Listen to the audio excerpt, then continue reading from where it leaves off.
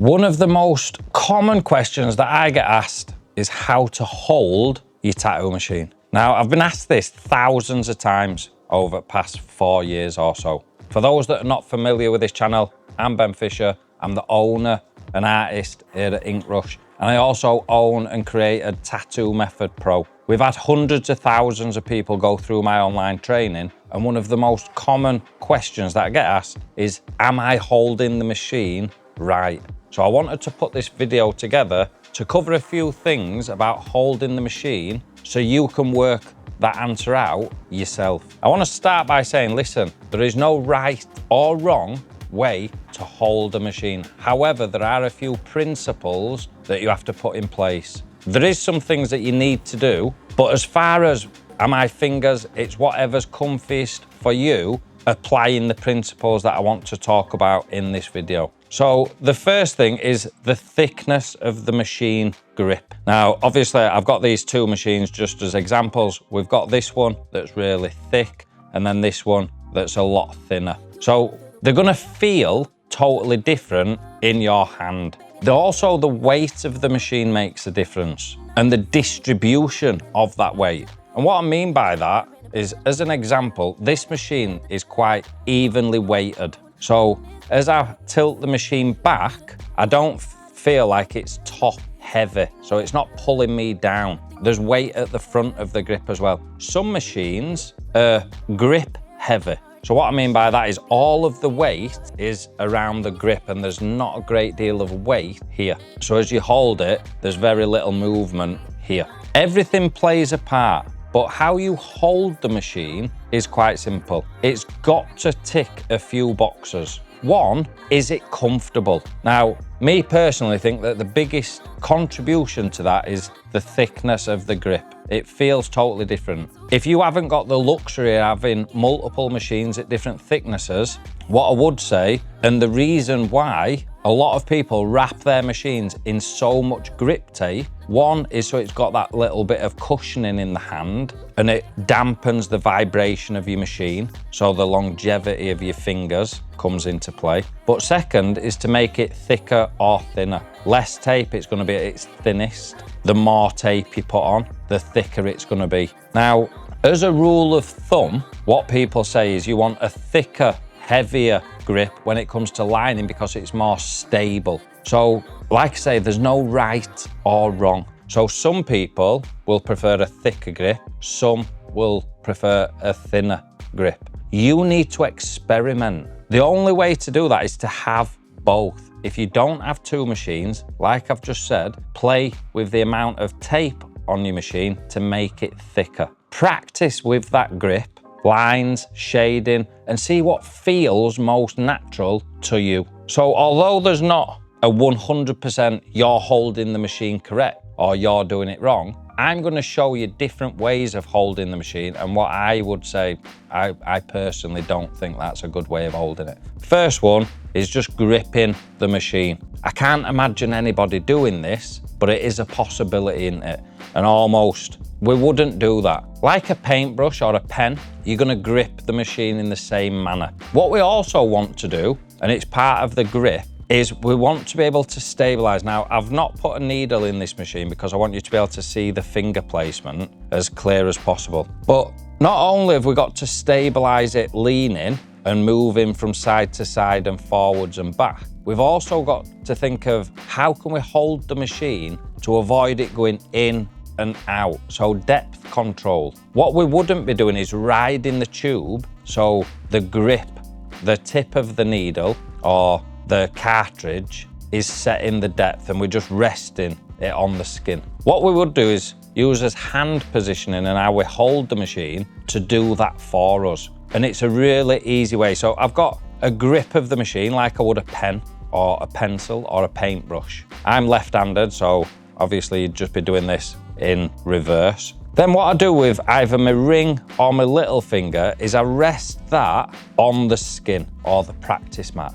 That is like a gauge for the depth. And once you've set it, it's going to really help with any like wobbles, movement, because you're making contact with the machine, but also the skin or the mat at the same time. So I know that I can hold that and it's almost perfectly still. It's certainly not going deeper or more shallow because that movement is stopping because I'm resting, in this case, my second finger. It's rested against the machine, but it's also touching the skin or the mat. If you're practicing, you should only be doing it on mats. So we've got as finger, some people use the little finger, some the second finger. Like I say, there's no right or wrong. It's whatever you find comfortable. So you've got your grip. It's not always going to be the exact same grip. So this, as an instance, I'd use that second finger to control the depth and I'd be doing a line. If I was doing the line towards me, I might rotate my hand and hold the machine so I can see the needle coming towards me now. But look, my grip has totally, from this to this, this to this. My grip has completely changed. So therefore, there can't possibly be a right or a wrong way of holding the machine that works for any situation. If I was doing whip shading, instead of having the three fingers and that finger resting on the mat, I would probably just be gripping it with those three fingers and then resting on my hand to create that flicking motion. So the moral of the story is, I think a lot of beginners have that much self-doubt. Unless you're doing something absurd, like, am I holding the machine correct? No, Ben, it's upside down. There's no right or wrong way to actually hold the machine. It's what works for you as an individual. As long as you're comfortable and stable, that is all you need to focus about. And I think it's because everybody just doubts they're doing things, especially if things are not going right,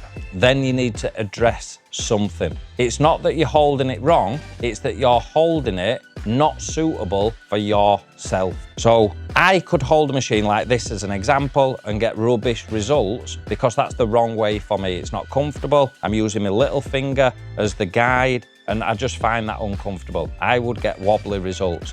The next artist might get perfect results holding it this exact way because it just works for them. Their body shape is different, how they move the hand is different. So it works for them, but not me. Equally, I could get 10 world-class artists all to sit side by side and do the same tattoo. They would all hold the machine slightly different because it is a unique thing to you. It's what you find comfortable. So I think the most important thing is to not focus on, am I holding it right? It's, am I holding it in a way that feels comfortable to me and gets the results that I want to get? So don't stress too much about how you're holding things. Learn what is important. It needs to have a nice, comfortable grip.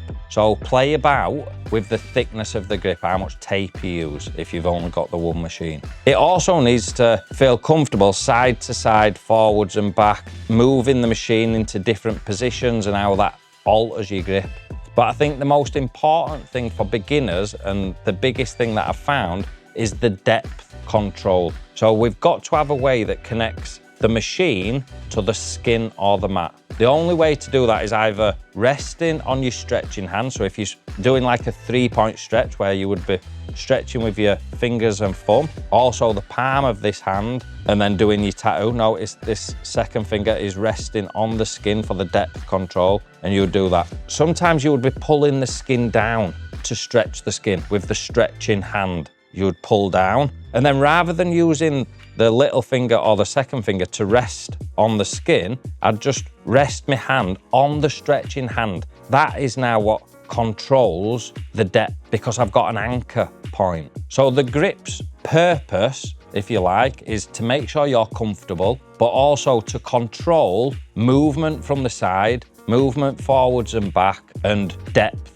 control. As long as you're comfortable and the way you hold your machine covers those 3 areas, you cannot be holding the machine wrong. You can just be holding it either comfortable for you or uncomfortable for you to get good results for you or bad results for you. So I'm sorry anybody that clicked on this video thinking, right, I'm gonna click on this because he's gonna say this is the correct way and I can now adopt that. There is no right or wrong. It is what's personal to you as an individual. So I hope that this video helped. You have got to play about, you have got to experiment. different grips, different positions. Is it stable side to side? Is it stable leaning forward and back? And is it controlling the depth of the needle? As long as it covers those three things, it is gonna work for you. Comfort is the be all and end all in this game. So thank you for watching. I hope that this video made sense. It's not gonna give you a definite answer straight away. You are gonna have to put the time, the hours, and the practice in to work out what is comfortable for you as an individual. It's not about copying how somebody else does it. It's not about watching how somebody else holds it. It's about working out what works for you. And on that note, thank you for watching, and I'll see you in the next one.